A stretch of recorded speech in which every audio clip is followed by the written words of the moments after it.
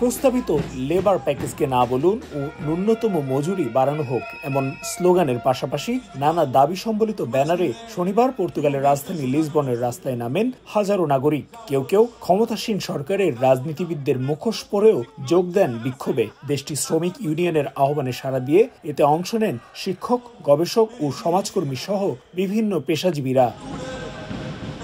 ক্ষমতাসীন মধ্য ডানপন্থী সরকারের নানা পদক্ষেপে ক্ষোভে ফুঁসছেন পর্তুগিজরা। তারই ধারাবাহিকতায় সরকারের প্রস্তাবিত শ্রম আইনের সংস্কার প্রস্তাবের বিরুদ্ধে এই বিক্ষোভ বলে জানান অংশগ্রহণকারীরা। আইনটি পাশ হলে কর্মী ছাঁটাই আরও সহজ হবে বলে দাবি তাদের। সেই সঙ্গে স্তন্যপান করানো নারীদের কাজের ক্ষেত্রে নমনীয়তা কমানো ও গর্ভপাত পরবর্তী শোকের ছুটি কমানোর প্রস্তাবেরও কড়া সমালোচনা করেন তারা। সরকারের নানা পদক্ষেপের বিরুদ্ধেই আজকে আমাদের এই বিক্ষোভ। নতুন প্রস্তাবে উৎপাদনশীলতা বাড়ানোর নামে সরকার কর্মীদের স্বাভাবিক অধিকার কেড়ে নিতে চাইছে। সেই সাথে 12 বছরের কম বয়সী শিশুর মায়েদের প্রচলিত অধিকারও খর্ব হবে সরকারের নতুন প্রস্তাবে, যা মোটেই কাম্য নয়।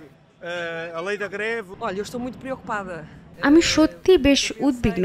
কখনো ভাবিনি ঐতিহাসিক 25 এপ্রিল বা স্বাধীনতার 50 বছর পর এমন সব সাধারণ ইস্যুতেও আমাদের রাস্তায় নামতে হবে, যেগুলো প্রত্যেক নাগরিকদের স্বাভাবিক অধিকার হিসেবে সংবিধানে সুরক্ষিত।